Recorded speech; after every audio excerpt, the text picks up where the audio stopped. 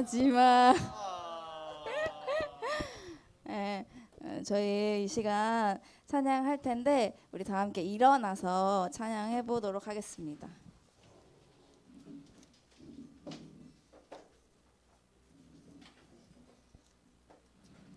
자, 우리 이 시간 첫 번째로 예수로 나의 구주 삼고라는 찬양할 건데 우리 다 함께 말씀 잘 묵상하면서 찬양하겠습니다. 예수로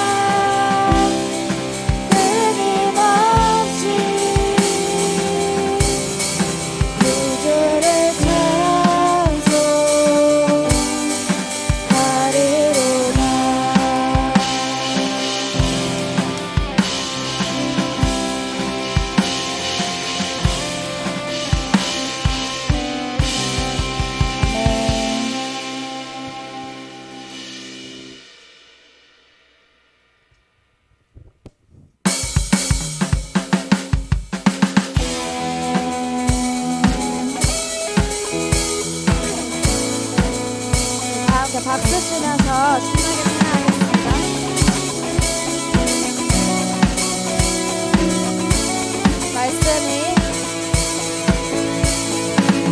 말씀이 육신되어 이 땅에 오신 예수, 모든 어둠 이기고 영원한 생명 되신 하늘의 통치자 이 땅에 임하셨네. 어둠을 밝히시고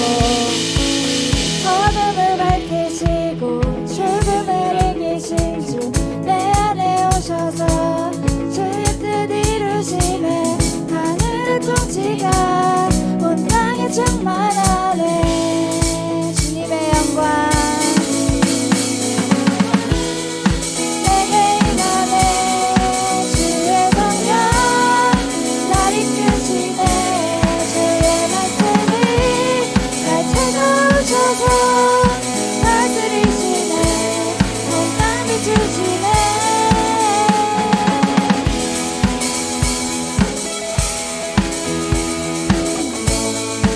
다시 한번 찬양하겠습니다. 말씀이 이 땅에 오신 예수, 모든 어둠 이기고 영원한 생명 되신 하늘의 통치가 이 땅에 임하셨네.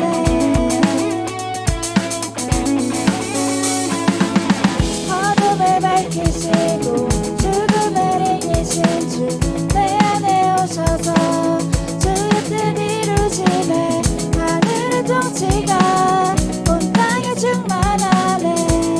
주님의 영광 주님의 영광 내게 임하네. 주의 성령 날 이끄시네. 주의 말씀이 날 찾아오셔서 다스리시네. 주님의 영광 내 영광 내게 임하네. 주의 성령 날 이끄시네. 주의 말씀이 한 번 더 찬양하겠습니다. 주님의 영광 주님의 영광 내게 임하네. 주의 성령 날 이끄시네. 날 찾아오셔서 다스리시네. 온 땅 비추시네.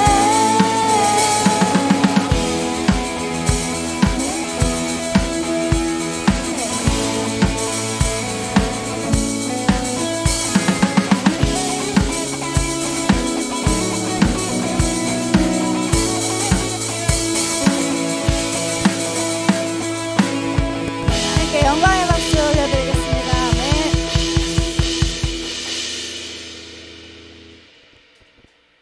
저희 계속 서서 찬양하겠습니다.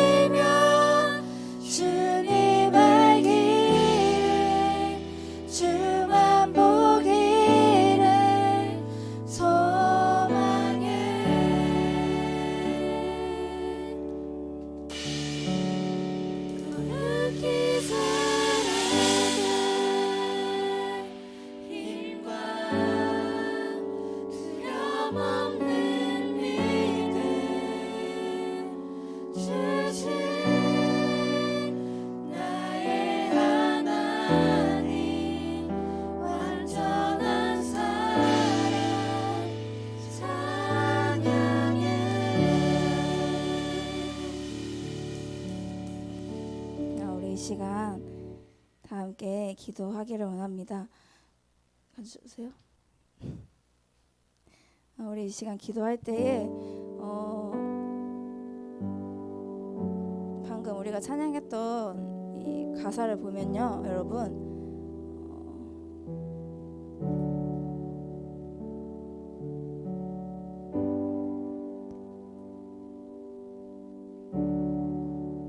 우리에게 힘이 되시고 또 우리에게 거룩한 힘과 거룩히 살아갈 힘과 두려움 없는 믿음을 주실 그 하나님을 우리가 묵상하면서 나아갔으면 좋겠습니다. 우리가 이 시간 정말 주님을 더욱 알기를 원하고 또 주님만을 바라보기를 소망합니다. 우리 이 시간 이 예배 가운데에 주님 함께하여 주셔서 정말 은혜 내려주시고 이 시간 정말 주님만을 바라볼 수 있게 해달라고 우리 다 함께 이 시간 예배를 위해서 기도하시겠습니다. 기도하겠습니다. 하나님 아버지 감사합니다. 주님 이 시간 주님만을 바라보기를 기도를 원합니다. 하나님 정말 우리에게 거룩한 힘과 두려움 없는 믿음을 주실 그 하나님을 정말 우리가 먼저 의지하며 나아가게 하기를 원합니다. 이 시간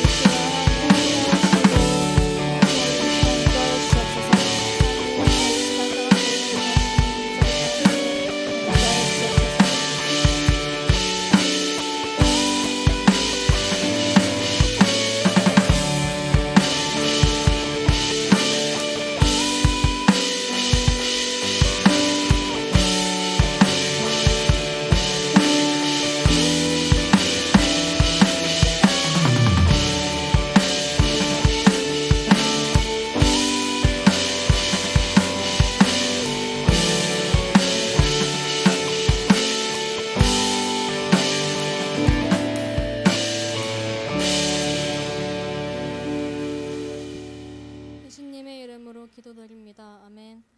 다 함께 사도신경으로 우리의 신앙을 고백하겠습니다. 전능하사 천지를 만드신 하나님 아버지를 내가 믿사오며 그 외아들 우리 주 예수 그리스도를 믿사오니 이는 성령으로 잉태하사 동정녀 마리아에게 나시고 본디오 빌라도에게 고난을 받으사 십자가에 못 박혀 죽으시고 장사한 지 사흘 만에 죽은 자 가운데서 다시 살아나시며 하늘에 오르사 전능하신 하나님 우편에 앉아 계시다가 저기로서 산자와 죽은 자를 심판하러 오시기라. 성령을 믿사오며 거룩한 공예와 성도가 서로 교통하는 것과 죄를 사하여 주시는 것과 몸이 다시 사는 것과 영원히 사는 것을 믿사옵나이다. 아멘. 교동문 16번 시편 28편입니다.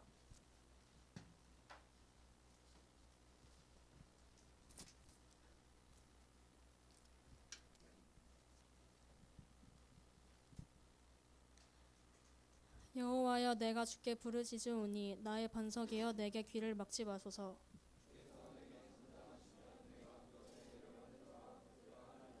내가 주의 지성소를 향하여 나의 손을 들고 주께 부르짖을 때에 악인과 악을 행하는 자들과 함께 나를 끌어내지 마옵소서.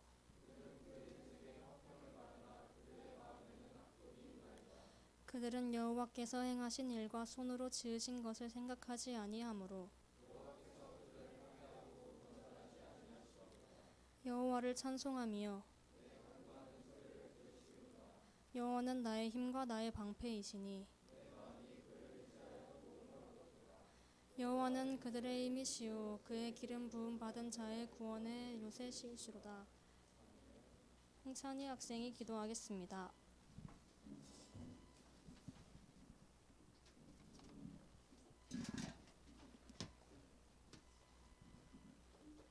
기도하겠습니다. 하나님 아버지, 오늘도 어김없이 이곳에 나와 예배하게 하심에 감사드립니다. 한 주간 세상 속에서 다시 죄를 지었습니다. 이 시간 회개하고 아버지께 돌아가오니 저희를 용서하여 주시고 저희의 연약함을 불쌍히 여겨 주시옵소서.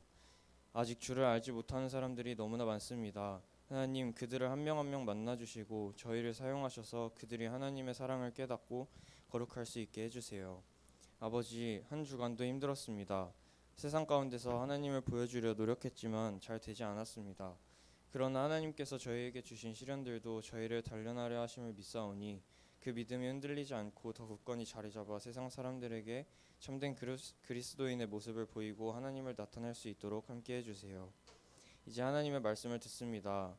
말씀을 전하시는 전도사님께 은혜를 더해 주셔서 하나님의 사랑이 더 잘 전해지고 성령으로 충만해지는 라몬 고등부가 되게 해주세요. 다시 시작될 한 주 동안 하나님에 대해 더 깊이 고민하고 주님을 더 알아가기를 원합니다. 앞으로도 하나님과 더 가까워지길 소망하며 앞으로도 저희를 붙들어 주실 예수님의 이름으로 기도드립니다. 아멘.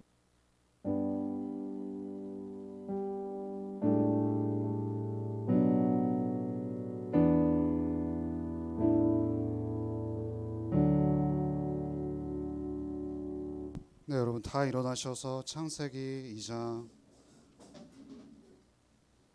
15절 함께 읽겠습니다. 여호와 하나님이 그 사람을 이끌어 에덴 동산에 두어 그것을 경작하며 지키게 하시고. 네, 여러분 저희 축복할까요?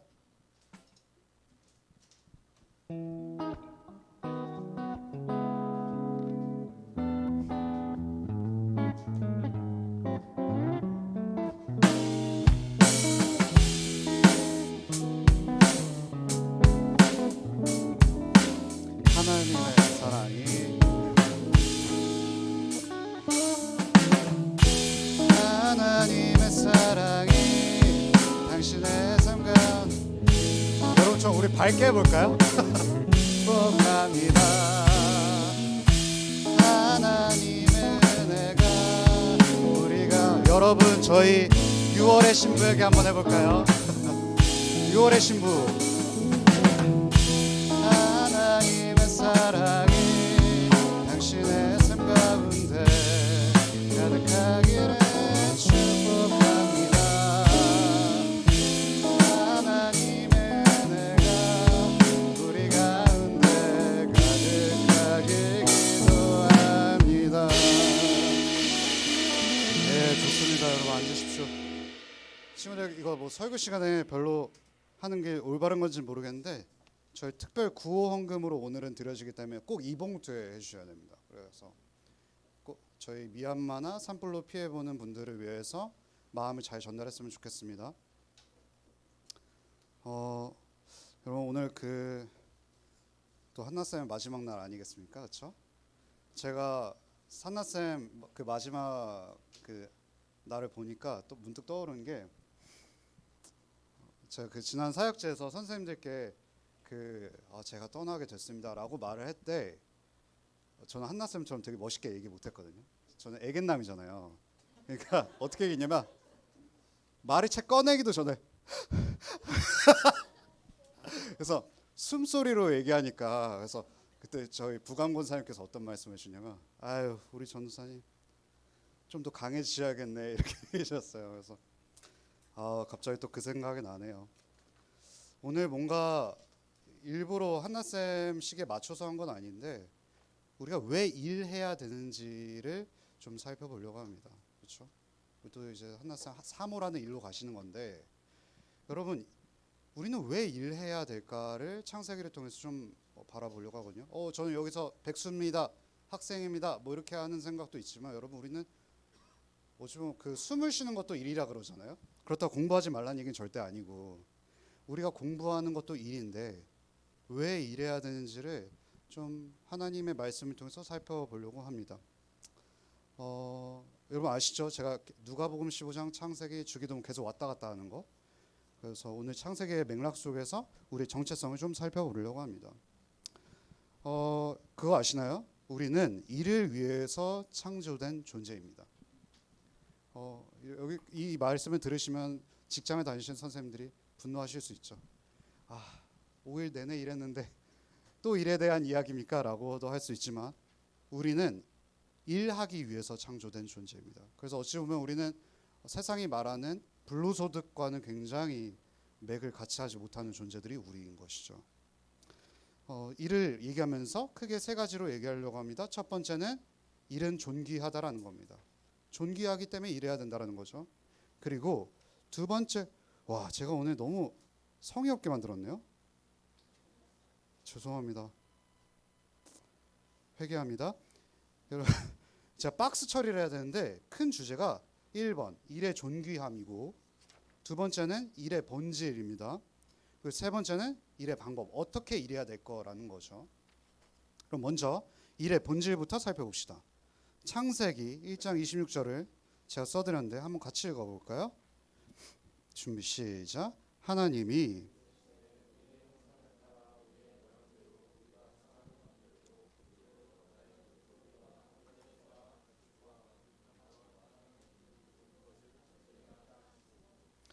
하나님께서 그 하나님이 영원 전에 창조에 대한 아이디어가 있으셨을 거 아니에요. 상상력, 하나님의 상상력. 하나님의 상상력이 어떤 일이었냐면, 하나님은 이미 사람들로 하여금 사람을 창조하실 때 온 땅을 다스리게 하는 자로 계획을 하셨던 거예요. 오늘 좀 피곤하신가요, 친구들? 그렇죠. 오늘 5분 설교는 아닌데 아무튼 힘을 내십시오, 여러분. 일을 하셔야죠, 그렇죠? 듣는 일을. 우리의 형상을 따라 우리의 모양. 여러분, 그 형상과 모양은 같은 말이라고 제가 말씀을 드린 적이 있습니다. 뭐냐면 하나님을 닮은 존재로 우리를 창조하셨죠. 뭐 하나님이 우리의 외모를 닮았다는 말이 아니라 하나님께서 살아가시는 그 일들을 우리가 닮은 존재로 창조된 게 우리이거든요. 그러니까 이런 거죠. 하나님은 지금 뭐 일 안 하시고 하늘 보좌에서 지금 뭐 그냥 띵가띵가 놀고 계시니까 봤을 때 하나님이야말로 진짜 쉬지 않는 분이시거든요. 그러니까 우리 닮은 우리도 하나님처럼 닮아서 일을 해야겠죠. 창세기 1장 27절 28절 읽어볼게요. 좀 시작. 하나님이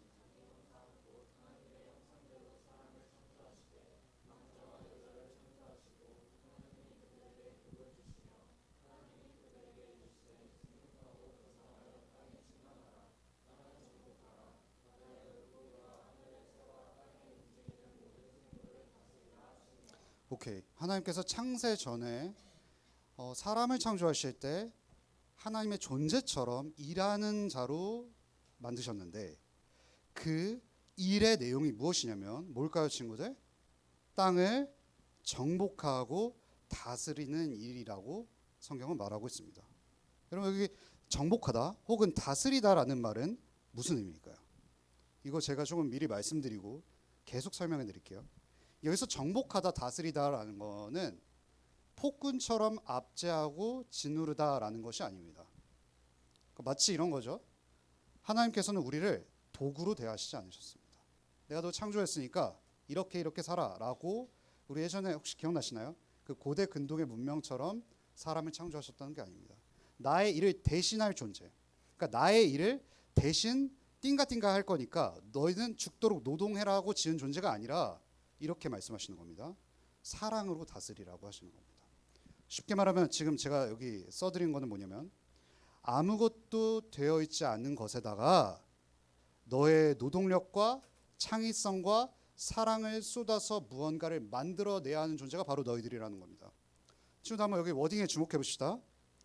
네 노동력과 네 창조성과 사랑을 쏟아서 다스리고 정복하고 섬기는 것이 바로 내가 너에게 말한 일의 본질이라는 것이죠. 그렇다면 그런 거 있죠. 여러분 그거 아세요? 인간과 다른 피조물의 차이가 있습니다. 여기 강아지를 키우시는 분들도 굉장히 많죠. 제가 늘상 말하지만 강아지를 비하하는 게 절대 아닙니다. 우리는 강아지와 조금 다른 존재이기 때문에 제가 이걸 말씀을 드리는 겁니다. 창세기 1장 22절을 한번 같이 가볼까요? 준비 시작. 하나님이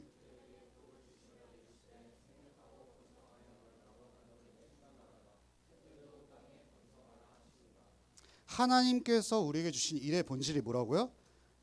아무것도 되어 있지 않는 것에다가 내 노동력과 창의성과 사랑을 쏟아서 뭔가를 만들어내라라는 명령이 우리에게 주신 명령인데, 하나님께서는 인간 말고 다른 존재들을 지으실 때, 동물들을 지으실 때, 다른 영적 피조물을 지을 때, 심지어 천사도요, 이런 명령을 하신 적이 없다라는 것이 포인트입니다. 이 명령은 오직 하나님의 형상을 담은 우리에게만 주어진 독점적인 명령이라는 것이죠. 여러분, 성경은요, 짐승들을 향해서 무슨 특별한 일을 하라고 하지 않으세요. 그렇지 않아요? 마루야, 너의 노동력과 창의성과 사랑을 다해서 이 세상을 다스리라고 말을 하나요? 똥만 제대로 싸라 이렇게만 하겠죠. 저 비하하는 거 절대 아닙니다, 친구들. 이런 거죠. 여러분, 동물들은요, 하나님께서 만드신 이 세상을 정복하고 다스리는 무언가 하나님께서 하시는 일과 비슷한 일을 하라고 명령하신 적이 없어요. 여러분, 정복하고 다스리는 일은요, 하나님께서 하시는 일이세요. 그 일을 닮은 우리에게 주신 것이지 짐승에게는 그 명령에 해당하지 않는다는 거죠. 핵심은 무엇이냐면 다른 피조물들은 그 존재로서 이미 자신의 소명을 다한 거예요. 그래서 어떤 일이 벌어지죠? 강아지가 퇴근하고 마주하고 온 나에게 꼬리를 이렇게 살살 흔들어줘도 너의 소명은 다했다는 거예요. 너의 존재는 이미 그걸로 만족된다라는 것이죠. 하지만 우리 인간의 존재는요, 하나님과 함께 더불어 일해야 된다는 게 포인트인 겁니다. 그러니까 존재로서 멈춰 있는 것이 아닌 거죠. 제가 말씀드렸죠. 여러분 이미 존재로서 충분해요. 그리스도 안에서 그리스도를 믿기만 한다면 여러분 이미 완벽합니다. 하지만 우리의 소명 거기 멈춘 것이 아니라는 거죠. 손과 발을 마음껏 창의성을 더불어서 사랑으로 일하셔야 된다는 거죠. 여러분 창세기 3장 19절 혹시 있으신가요? 창세기 3장 19절 한번 같이 읽어볼까요? 제가 여기 안 써드렸어요. 성경을 피셔야겠죠? 창세기 3장 19절.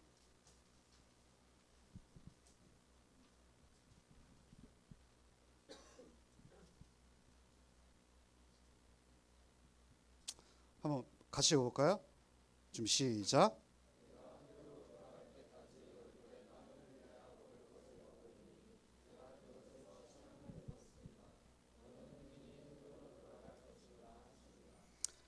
아마 직장인 선생님들은 공감하실지도 모르지만 저 아담 그 X 때문에 이렇게 내가 지금 지옥 같은 고통 속에서 이제 일을 하는구나라고 생각을 할 수가 있습니다. 그럼 제가 퀴즈를 드릴게요. 하나님께서 일하라고 주신 명령은 아담이 범죄하기 전일까요, 후일까요? 왜 일하는 거 하나님께서 주신 명령은 아담이 타락했으니까 주신 걸까요? 다 아시면서 말을 안 하시는 거죠? 창세기 2장 15절 한번 읽어볼게요. 써드렸죠? 좀 시작. 여호와 하나님이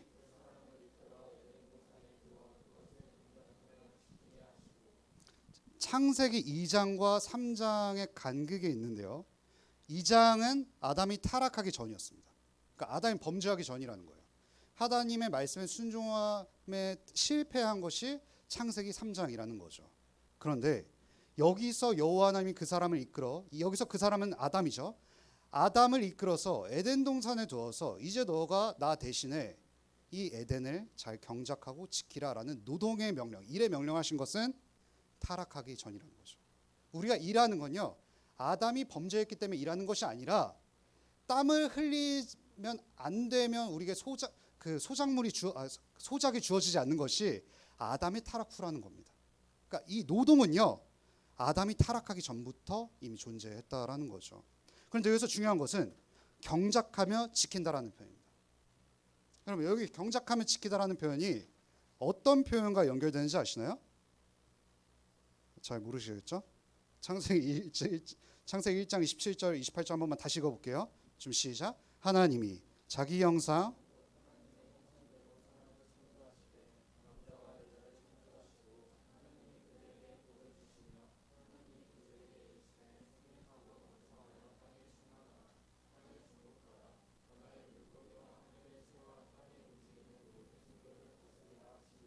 여기서 경작하며 지킨다라는 표현과 연결된 표현이 뭘까요? 혹시 상상해 볼 수 있을까요?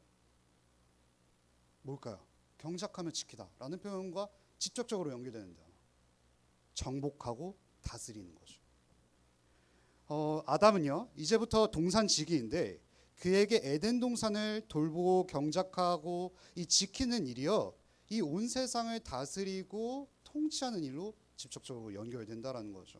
그래서 아담이 죄를 지었을 때 일어난 현상이 뭐냐면 경작하고 지키는 게 망가지기 시작했다는 거예요. 갑자기 엉겅퀴가 나기 시작하고 갑자기 생태계가 파괴되면서 이 노동이 뒤틀려지기 시작한 때가 바로 타락 후라는 겁니다. 그러니까 자연스럽게 정복하고 다스리라는 명령이 잘 지켜지지 않는 거죠. 여러분 그거 아세요? 하나님이 일하시는 노동자의 첫 번째 존재였다라는 거 모르시겠죠, 여러분? 그 하나님께서 첫째 날 계속 일을 하시면서 빛이 있으라라고 하신 다음에 그 마치 무슨 공식처럼 말이 나오는 게 뭔지 아세요? 뭘까요? 있어라. 보시기에 심히 좋았더라라는 거죠. 여러분 여기서 보시기에 심히 좋았다라는 뭘까요? 하나님이 엿새 동안 일하신 결과물이 그 노동의 결과물이 하나님 보시기에 너무 좋았다는 거죠. 친구들 그렇지 않을까요? 하나님은 이 세상에서 완벽한 노동자셨겠죠. 노동의 존재였잖아요. 그 노동의 존재가 일의 결과물을 봤을 때 얼마나 완벽하고 탁월했겠어요. 질서가 잡혀 있겠죠. 경작하고 지키는 그 수확물의 농도가 가장 완전했겠죠. 흠이 없었겠죠. 그런데 하나님을 닮은 우리에게 너희들도 일하라고 하시면서 주신 우리의 특권이 뭔지 아세요?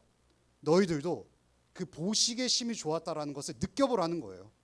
너희의 창의력과 노동력과 사랑을 다해서 너희들의 손과 발을 열심히 움직여서 마치 내가 했던 그 일의 행복을 너희도 누렸으면 좋겠다라는 거예요. 동물은 절대 그걸 누릴 수가 없어요, 친구들. 노동은 우리를 힘들게만 하는 게 아니라요. 노동을 통해서 얻어지는 과정의 행복을 신만 누릴 수 있는 행복을 너도 누릴 수 있기를 동참에 초대하신 거죠. 하나님께서 우리를 괴롭히기 위해서 타락 후에 그냥 갑자기 그냥 우리를 괴롭히기 위해서 일을 주신 게 아니라요. 너희를 진짜 행복하기 위해서 일을 주셨다는 겁니다. 그런 측면에서 여러분 그렇죠? 하나님께서 만드신 일은 다 존엄합니다.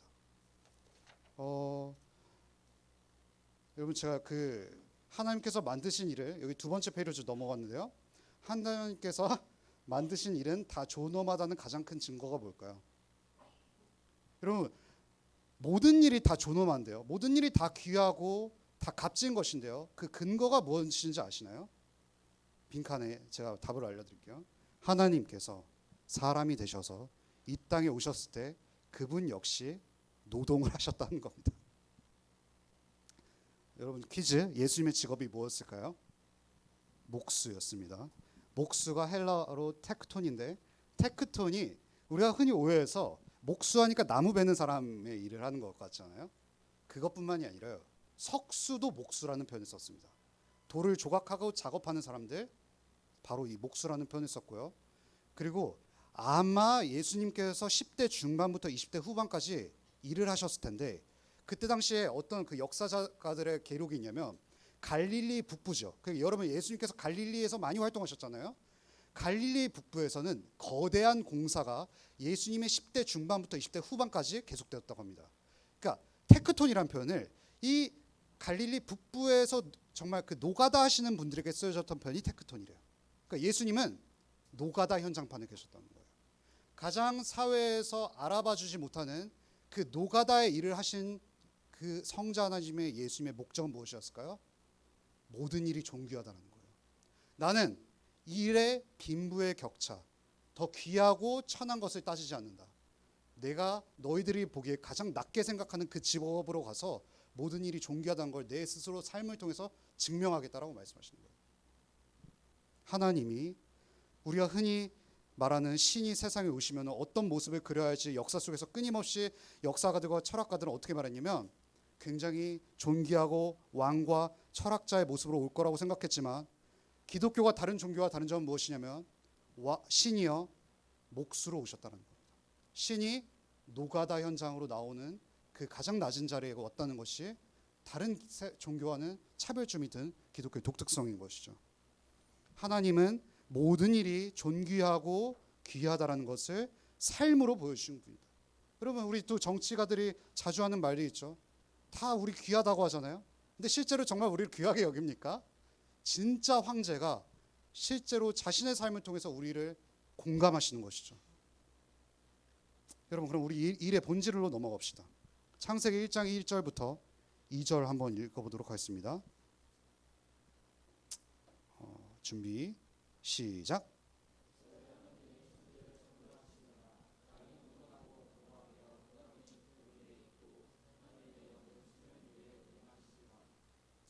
여기서 혹시 우리가 이거 너무 자주 그 익숙한 성경 구절이잖아요. 땅이 혼돈하고 공허하며 이게 무슨 말인지 아세요? 무슨 먼지에 뒤덮였다는 표현일까요? 공허하고 혼돈하며 이게 제가 너무 재밌었던 게 뭐냐면 우리 개역개정 한글판은 번역이 굉장히 잘 된 성경인데 오류가 좀 몇 개가 있어요. 아쉬운 번역들이 있다라는 거예요. 그래서 어떤 신대원의 교수님이 이렇게 표현했어요. 창세기 1장 2절에 나오는 혼돈하고 공허하면은 혼돈하고 공허한 번역이라고 말하시는 분이 있었어요. 그러니까 그만큼 번역이 잘 안 되어 있다는 거예요. 죄송합니다. 또 아는 척하려다가 태훔바 모흠이라는 표현인데 여기서 태훔이 혼돈이거든요. 혼돈의 뜻은 뭐냐면 황무지라는 뜻이에요. 여러분 황무지가 어떤 특징을 갖고 있는지 아세요? 모양이 없어요. 그러니까 모양을 어떻게 표현할지 모르는 것을 우리는 흔히 말해서 황무지 같다라고 말하죠. 보흠이라고 말하는 공허는 뭔지 아세요? 비어 있다라는 겁니다. 내용물이 없다라는 거예요. 우리 흔히 그 과자 먹을 때 뭐라고 하죠? 진공 과자라 그러잖아요. 그렇죠? 공허한 거죠. 비어 있다라는 거죠. 이게 무슨 말이냐면요. 다시 제가 올바른 번역으로 말씀드리면 혼돈과 공허라는 말은 모양이 없고 비어 있다라는 뜻인 겁니다. 그러니까 모양이 없고 비어 있다라는 거죠. 뭔가 모양이 나야 되는데 모양이 없어요. 그렇지만 원재료는 존재하고 있다라는 거예요. 친구들 창세기 1장 1절 다 암송하시죠? 한번 같이 외워볼까요? 태초에 하나님이 천지를 창조하셨느니라. 그러니까 1절에 뭐냐면 아무것도 없는 세상 속에서 하나님께서 천지를 창조하신 거예요. 그런데 우리가 오해해서 1절에 모든 것이 완벽하게 딱 창조되었다고 하지만 창세기 저자는 어떤 거냐면 창세기 저자의 모세는 하나님께서 하늘과 이 땅을 창조하셨어라고 말하면서 2절부터 창조의 과정을 말씀하시는데 창조의 과정 2절에 하나님께서 천지를 창조하셨는데 어떤 일이 발생했냐면 원재료는 있는데 모양이 없고 비어 있는 거예요. 그럼 하나님 이 세상의 첫 번째 노동자이신 하나님께서 하셔야 되는 일이 뭘까요?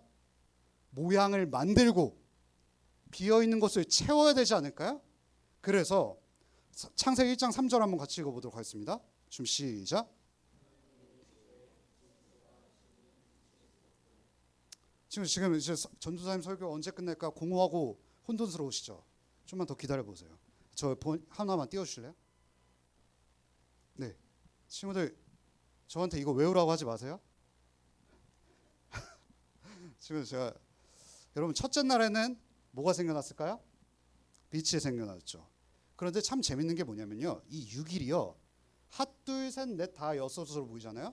근데 참 재밌는 거는 하나님께서 이 첫째 날은 넷째 날과 연결시키고 둘째 날은 다섯째 날으로 연결시키고 세 번째 날과 여섯째 날을 연결시켰어요. 혹시 이유를 아시나요? 제가 좀 원고를 보면서 하겠습니다. 여러분 첫째 날에 빛이 빵 생겼습니다.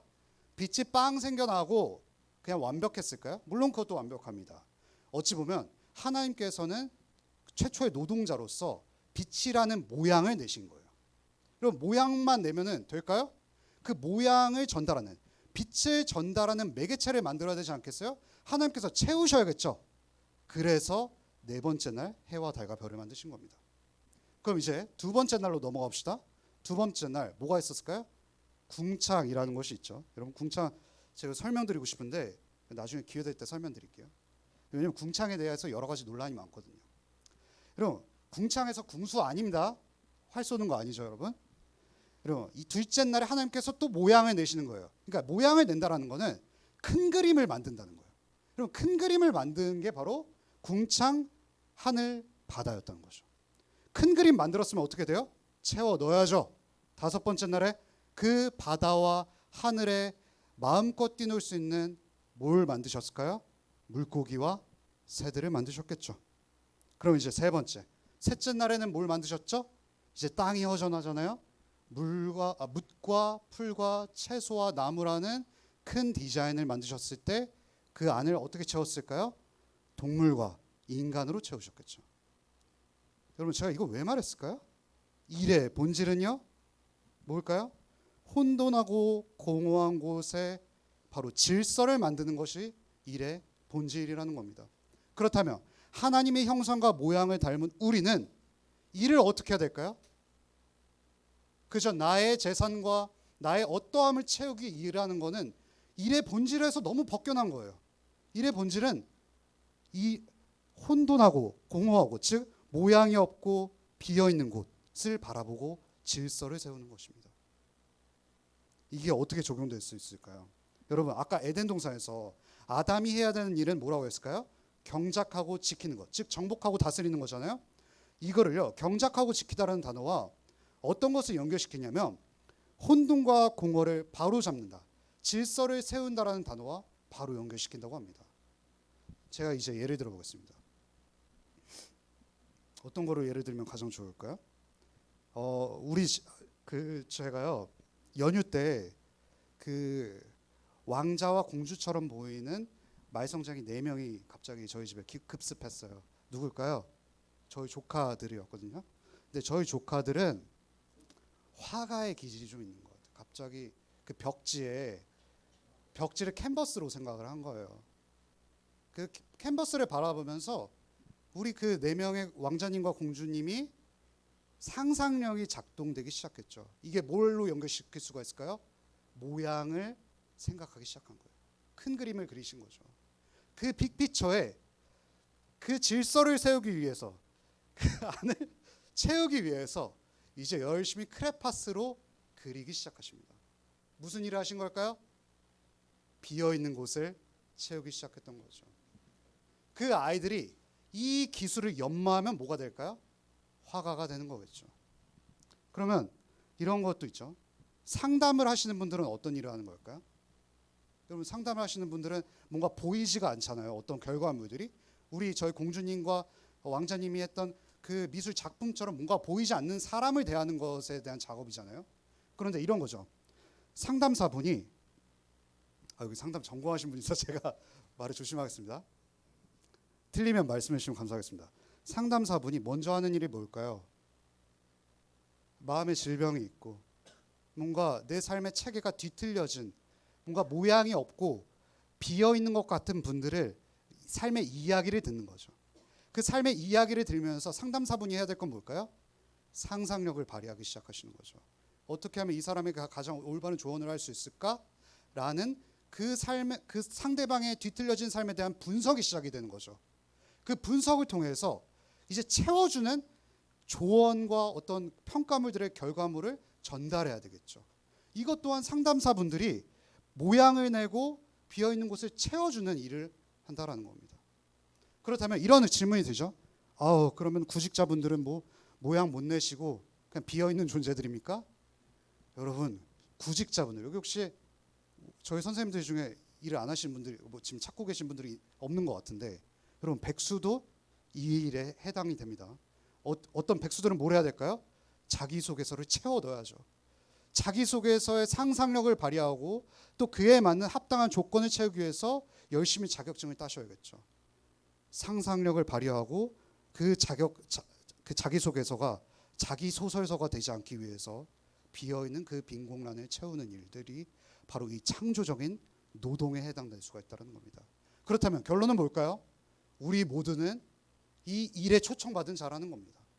모양이 비어있는 곳에 모양을 내고 질서가 없는 곳에 질서를 다시금 세우는 일에 우리는 초청을 받는다라는 거죠.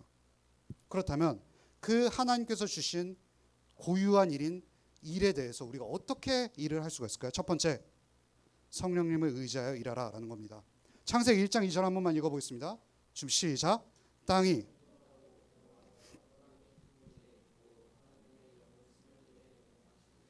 최초의 노동자가 누구라고 그랬죠? 삼위일체 하나님이요. 여기서 하나님의 영은 누구냐면 성령님을 가리키는 겁니다. 성령님이 수면 위에 운행하시니라고 해서 우리가 자꾸 어떻게 오해하냐면 금둔을 타고 손오공처럼 날아다니는 것을 생각해요. 그게 아니라 어떻게 이해되냐면 마치 암탉이 막 낳은 달걀을 품에 안고 보호하는 거예요. 이게 뭘까요? 성령님께서 창조된 천지 만물을 감싸 안으시는 거예요. 감싸 안는 거는 뭐죠? 보호하고 돌본다는 표현인 거죠. 이게 무슨 말일까요? 하나님께서 일을 하시는데 성령님을 통해서 일을 하신다는 겁니다. 참 재밌는 건 뭐냐면요, 예수님께서 이 땅에서 공생의 기간 동안 일을 하실 때 빠짐없이 등장하는 단어가 뭐냐면 성령 충만하여 일했다, 성령님을 의지해서 일했다, 성령님에 의해서 광야로 쫓겨나가셨다, 이렇게 표현되어 있어요. 심지어 그 완벽하신 성자 하나님도 일을 하실 때 성령님을 통해서 일하셨다는 거죠. 이거는 성자 하나님께서 부족하셔서 그렇다는 것이 아니라 삼위일체 하나님은 이 세상이 창조되기 전에 결정하신 거예요. 성령을 통해서 일하기로. 그렇다면 하나님을 닮은 존재인 우리는 어떻게 될까요? 우리 스스로의 힘으로 일해야 될까요? 아니요. 성령님을 통해서 일해야 되는 거죠. 그 예가 출애굽기 31장 2에서 5절에 나타납니다. 한번 같이 읽어보겠습니다. 준비 시작. 내가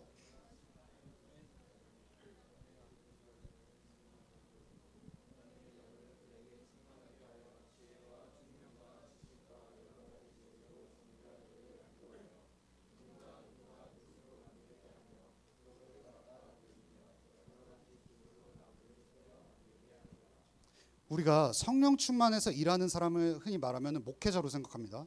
뭔가 거룩한 일만 하는 사람들이 성령 충만해서 일을 해야 된다고 생각을 하지만 성경에 성령 충만이라는 첫 번째 단어가 여기서 나와요. 누구에게 해당하는 바일까요? 부살렐이라고 하는 성막을 짓는 금속 세공업자거든요. 이 사람에게 첫 번째로 성령 충만하다라는 표현을 쓴 거예요. 여기서 주는 말이 의미가 뭘까요? 여러분 성령 충만하면 모세에게 먼저 해야 될 것 같잖아요. 근데 오히려 손과 발을 열심히 움직여야 되는 이 육체적 노동을 하는 부살렐이 성령을 의지하여 일하지 않으면은 제대로 일할 수 없다는 걸 말하는 것이 바로 출애굽기의 말씀인 거예요. 그렇기 때문에 우리는 성령 충만한 상태로 창의성을 발휘해서 일을 해야 된다는 것이죠. 여러분 저희 그제 창세기 2장 15절 한 17절 한 번만 펼쳐볼까요? 2장 15절 17절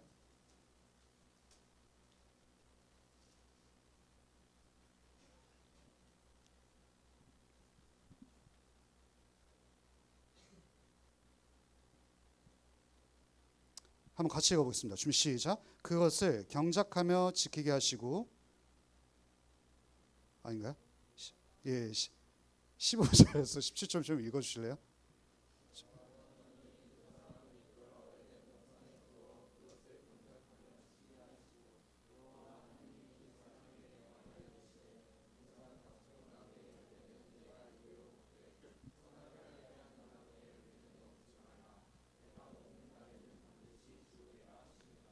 최초의 노동자이신 하나님께서 이제 노동자의 삶을 살아갈 아담에게 이런 명령하셨습니다.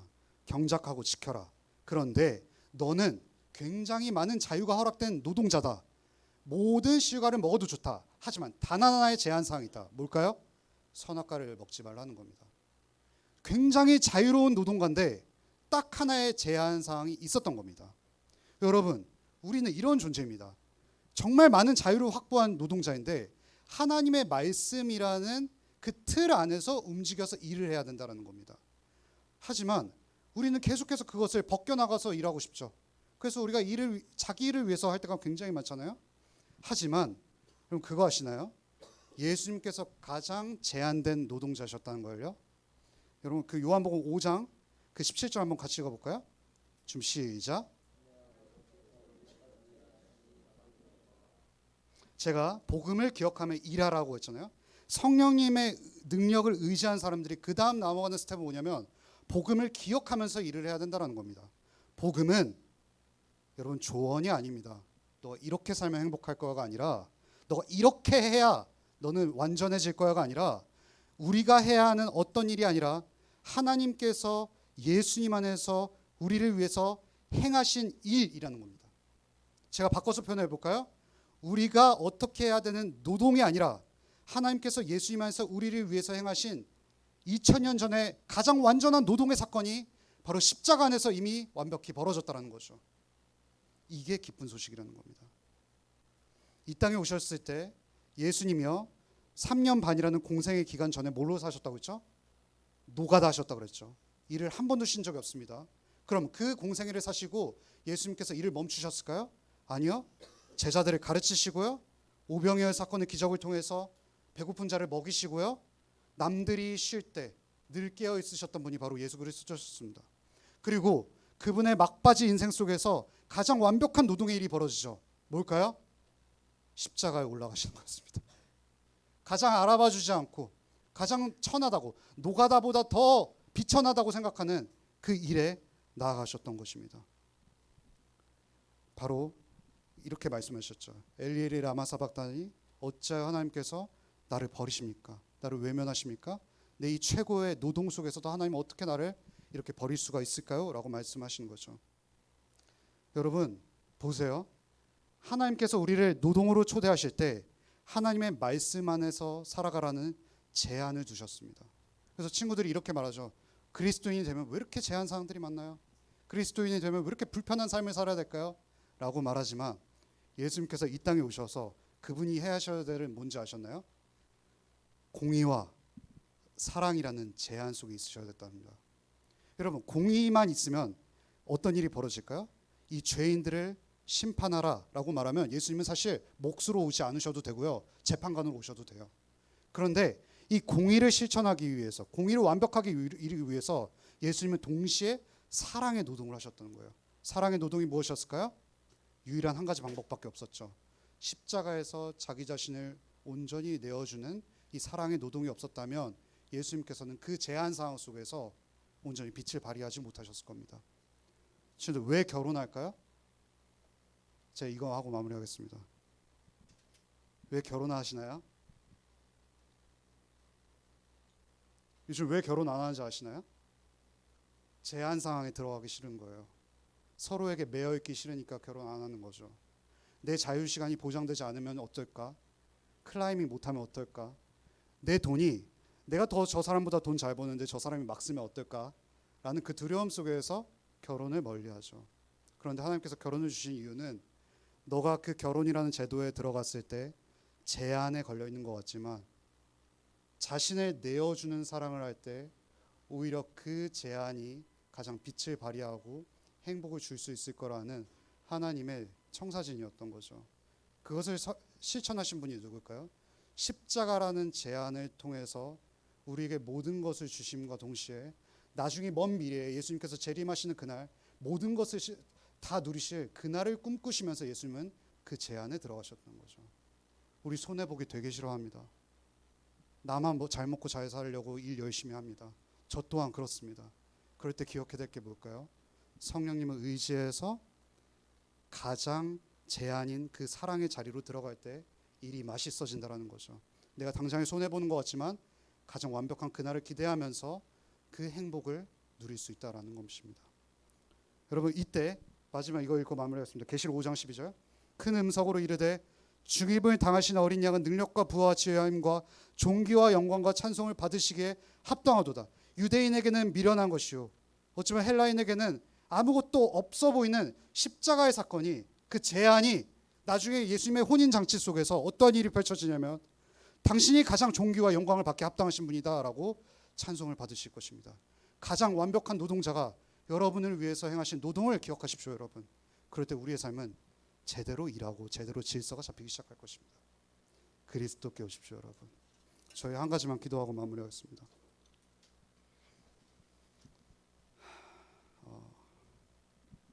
네, 반지 좀 해주시겠어요?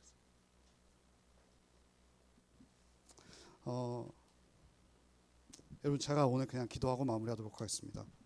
하나님, 우리는 늘 또 힘겹게 일하고 또 공부를 하기 위해서 일주일의 삶으로 나아갑니다. 그 속에서 우리에게 부침이 있고 더딤이 있고 모호함이 있고 너무나도 힘들고 신음하고 고통스러운 현장 속에 있지만 예수 그리스도께서 2000년 전에 우리를 행하신 가장 완벽한 노동을 기대하면서 예수님께서 모든 것을 이루셨으니 우리를 위해서 쉬지 않고 일하셨으니 우리가 그분 안에서 기쁘게 일할 수 있고 가장 완전한 행복을 위해서 나아간다는 사실을 붙잡을 수 있도록 인도하시옵소서. 우리 아이들 지치고 힘들 때 성령님께서 능력과 지혜를 더하여 주셔서 복음을 기억하며 일하는 삶으로 초청하여 주시옵소서. 이 모든 말씀 예수님의 이름으로 간절히 기도합니다. 아멘. 저희 봉헌하겠습니다.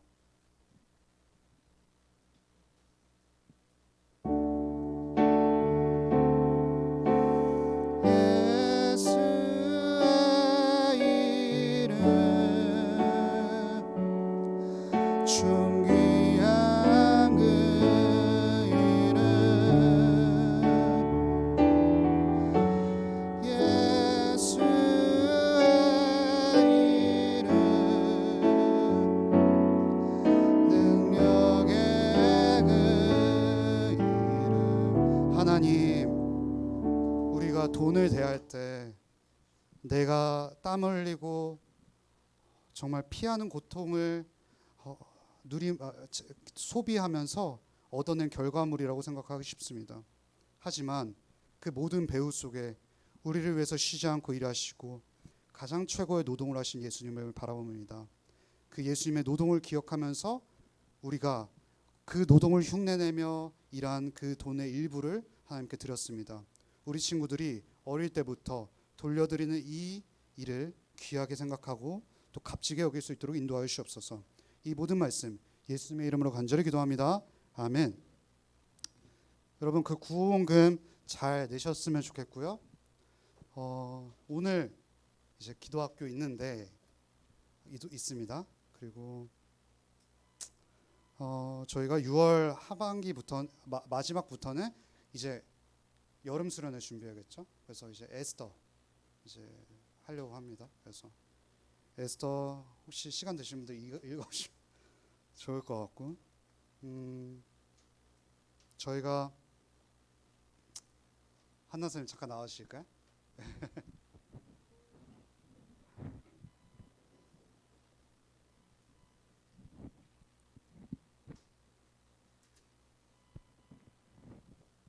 한나 선생님 좀 울어주시면 감사하겠습니다. 그 소감 하고 싶은 말? 안녕하세요.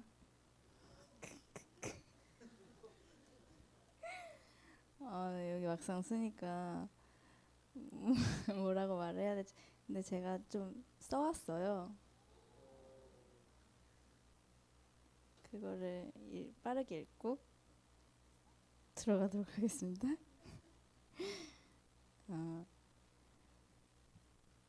읽을게요, 여러분. 안녕하세요. 일단 선생님들께 감사하다고 말씀을 드리고 싶어요. 제가 학생 때부터 선생님들이셨고 또 제가 또 선생님들 덕분에 잘 자라서 또 선생님들과 같이 교사로서 함께 섬길 수 있음에 너무 행복했고 또 감사했습니다. 정말 오랜 시간 동안 교사로 섬기는 일이 참 쉽지 않다고 저도 교사 생활을 하면서 느꼈는데 정말 선생님들 한 분 한 분 너무 존경하고 사랑한다고 말씀드리고 싶습니다. 그리고 얘들아, 읽을게요 빨리. 우리 사랑하는 고등부 얘들아 안녕. 나는 너네를 너무 사랑하는 한나쌤이야. 너네를 오래오래 보고 싶었는데 갑자기라면 갑자기 너네랑 헤어져야 한다는 생각에 너무 슬픈 것 같아. 나는 너네들과 앞으로의 시간들을 항상 기대하면서 고등부 교사를 섬겼었는데 이제는 그럴 시간들이 없어진다는 생각에 너무 아쉽고 또 아쉬워. 내가 이제 교사를 섬긴 지가 이제 7년 차인데 너네를 통해서 내가 교사로서 더 성장할 수 있게 되었고 또 너네를 통해 사랑이 무엇인지 알게 되고 배운 것 같아. 나는 내가 생각해도 참 한없이 부족한 선생님이었는데 그럼에도 나를 많이 좋아해줘서 너무 고맙고 감사해. 이제 우리가 매주 볼 수는 없겠지만 나는 너네를 어떻게 해서든 꼭 꾸준히 보고 싶고 볼 거라서 지금 이 헤어짐을 아쉬워하지 말았으면 좋겠어. 우리 아쉬워하지 말자.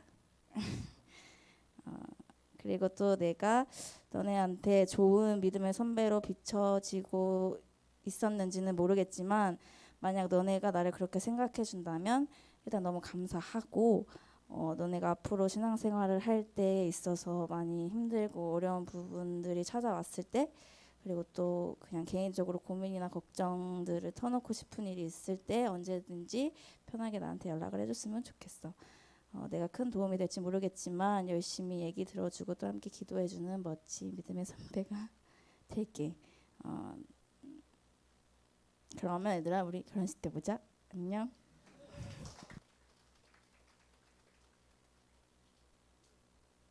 가만히 계세요. 여러분 저희 일어날까요? 잠깐 일어나서 우리 한 번만 더 축복성 하나님의 사랑이 할까요? 네. 와, 한번 축복하고 단다다. 네. 네.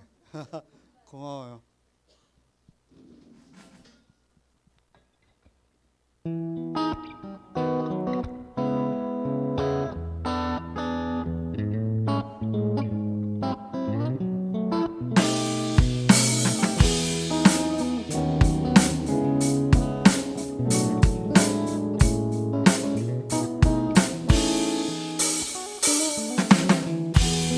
하나님의 사랑 당신의 삶 가운데 가득하기를 축복합니다.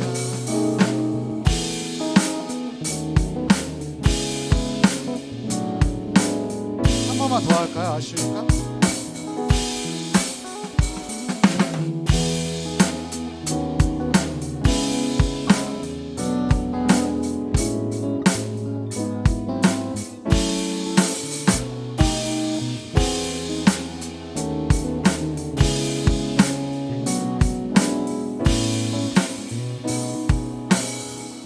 여러분 혹시 마음이 허락된 친구는 한나쌤께 와주셔서 좀 같이 기도해줬으면 좋겠어요. 좀 네, 오라고요. 네. 네, 잠깐만 기도하고 마무리할게요. 저희 BGM 좀 슬프게 깔아주실 수 있을까요?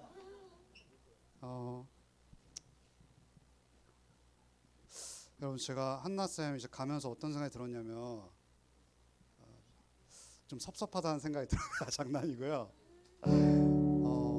어찌 보면 교육자가 떠나는 것보다 더 큰 슬픔일 것 같다는 생각이 들었어요. 너무 축복하는 일이고 축하하는 일인데 우리 정말 고등부에 없어서 안 될 존재가 또 너무 좋은 일로 가는 거잖아요. 우리가 한나쌤을 잘 기억하고 축하해주고 또 한나쌤에게 제가 한나쌤 편지를 어떻게 썼냐면 하나님께서 계획하신 일에 너무 당황하지 않았으면 좋겠다고 했어요. 앞으로 펼쳐질 일에 하나쌤이 조금 여유 있게 그 상황을 직면할 수 있게 달라고 좀 기도하면 어떨까요? 하나쌤 축복하면서 잠시 기도할게요. 기도하겠습니다. 하나님,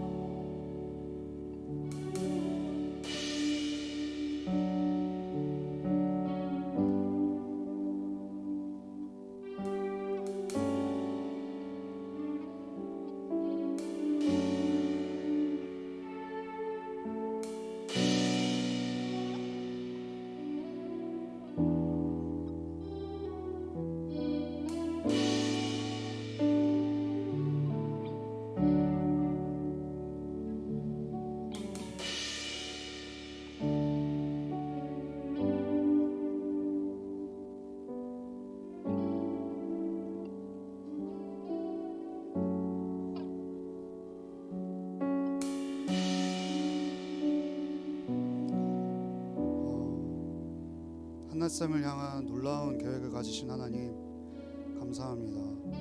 우리 너무 고등부의 보배 같았던 귀한 선생님을 이제 좋은 일로 떠나보내는 이 시간을 우리가 맞이하고 있습니다. 우리가 이 시간을 충분히 누리길 소망하고 우리가 아쉽고 슬픈 마음이 가득하지만 또 한나쌤에게 허락된 놀라운 일들을 기대하면서 잘 보내줄 수 있도록 인도하여 주옵소서. 그리고 한나쌤이 언제든지 또 힘들고 지칠 때 다시 고등부에 와서 우리를 누릴 수 있도록 인도해 주시고 우리에게 허락된 시간들을 우리는 다 알지 못하지만 하나님의 놀라운 그 시간들과 타이밍을 기대하면서 이 시간을 보내겠습니다. 하나님 우리 한나쌤 건강하게 해주시고 또 앞으로 펼쳐질 일들에서 너무 당황하지 않고 하나님을 신뢰하며 조금은 여유로울 수 있도록 인도하여 주옵소서. 특별히 결혼을 맞이하고 있습니다. 결혼식까지 하나님께서 안전하게 인도해 주시고 잘 그 시간들을 통과할 수 있도록 인도하여 주옵소서. 이 모든 말씀 예수님의 이름으로 간절히 기도합니다. 아멘. 박수 좀 칠까요?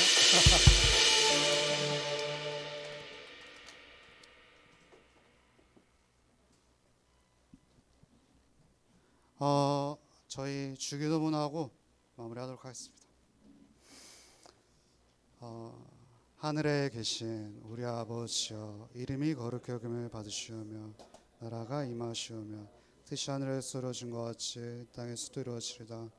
오늘날 우리에게 일용할 양식을 주옵시고 우리가 우리에게 죄진 자를 사하여 준 것 같이 우리의 죄를 사하여 주옵시고 우리를 시험에 들게 하지 마옵시고 다만 악에서 구하옵소서.